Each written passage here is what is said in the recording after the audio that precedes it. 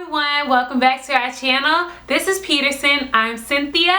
And I'm Jerry. And today's video is going to be 5 things that we love and hate about driving for UberEats. I'm like, hey, what's up, hello. See your pretty face soon as you came in the door. I just wanted... So when we left off in the last video, we were talking about things that we love and hate. However, our battery died, so unfortunately we are re-recording, but that is okay. So number 1 of the 5 things that we hate about driving for UberEats. Number 1 is the lack of communication with customers. So Cynthia, you probably want to take... Yeah, the lack of communication with customers is probably one of my biggest pet peeves. For the past week that we have actually been doing it, it's so hard to get in contact with people. When you're going into a building that has a code to get in or there's a gate to get in, and you try to call people and the phone is either disconnected, which is weird, or people hang up on you when you call, or people just don't answer for like 5 minutes, and then you're sitting out there wasting time. So it's hard to communicate with people. Like, I just don't know, maybe that's just dealing with people, but it's through Uber. I feel like it should be a better way to communicate with the customers. Like, they need to learn how to answer the phone. Like, if you have an order, you need to do this, you need to do that. Just common sense. It happens way more than you guys would even think. Also, it happens Like every day, maybe every other order. I have to call somebody to get in contact with them because I can't find their apartment building. I can't get in the gate. I can't get in, period. It's just frustrating. So that's number 1. So if you guys order Uber Eats, make sure to keep your phone on, please. Yes, please.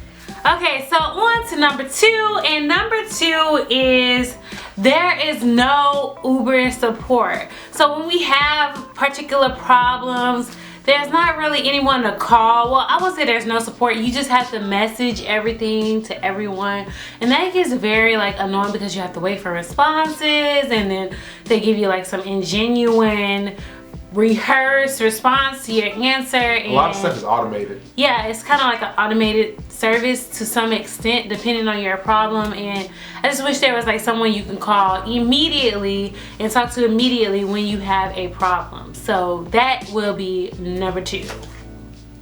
So let's go. Number 3 is navigation. Yes, there was a couple of occasions where an address would come up in the Uber app, and then I drive to the house and I call the person. I'm like, hey, I'm outside, I'm at your door, I've been knocking for like 5 minutes, and they're like, I don't see anybody. And I'm like, isn't your address blank blank blank? And they're like, no, my address is such and such and such. And I'm like, you gotta be kidding me. So we waste so much time. So wish the navigation was a little better.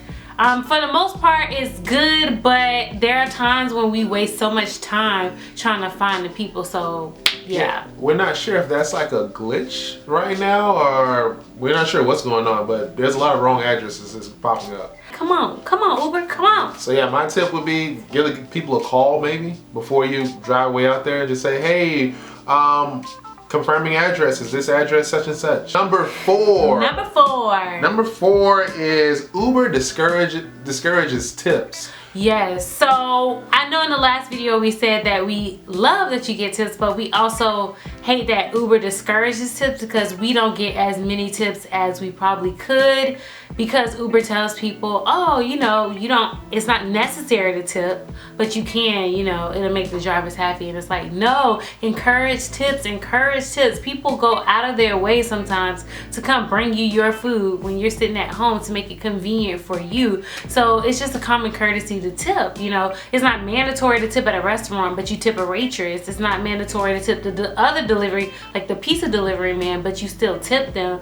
So that, and valet too, it's not necessary to tip valet, especially when it's like free valet, but you tip them. So I think it's important that Uber starts encouraging tips, because people can get way more tips if Uber encourages it. So yeah, and from what we've heard, what is it? What's the other company called? Postmates. They have like Postmates and even Lyft. They have like in-app tips and stuff like that. So I mean, it would make it less confusing to the customers if they had in-app tips, or just all we would care about if they just didn't discourage it, because other companies that do very similar services don't discourage it. Yeah, they don't discourage it. So I wish that Uber didn't discourage tips. Fifth and final.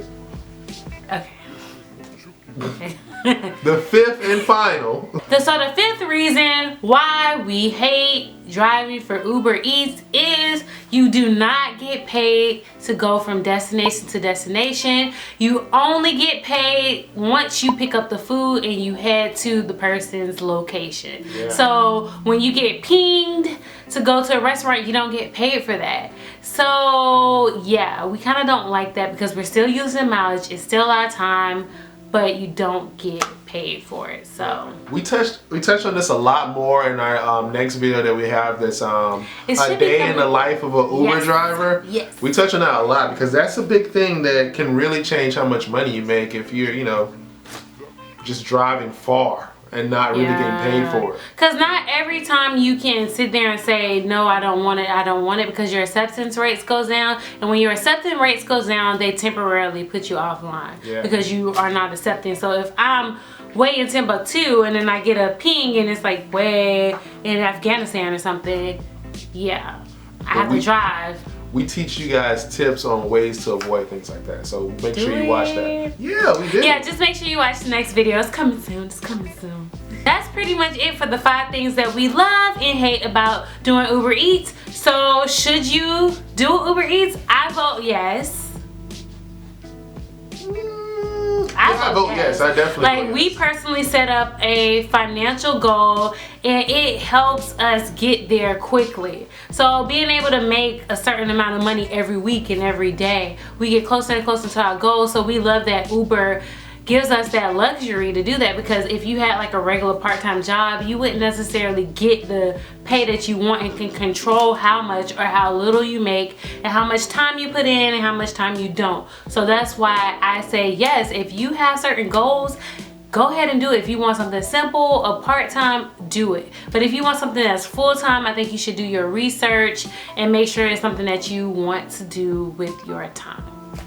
So thank you for watching. Don't forget to rate, comment, and subscribe. Make sure you comment below whether or not you're interested in doing Uber Eats. If you even have an Uber Eats in your area yet, let us know, because I want to hear from you guys. So we're signing off, and once again, this is Peterson. I'm Cynthia. I'm Jared.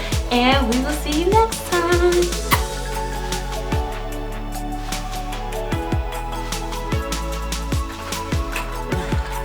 Certain bill that you have to pay, or there's a nice shoe that you want, or just something that you may not particularly have in maybe your next paycheck. You have other bills that are planned.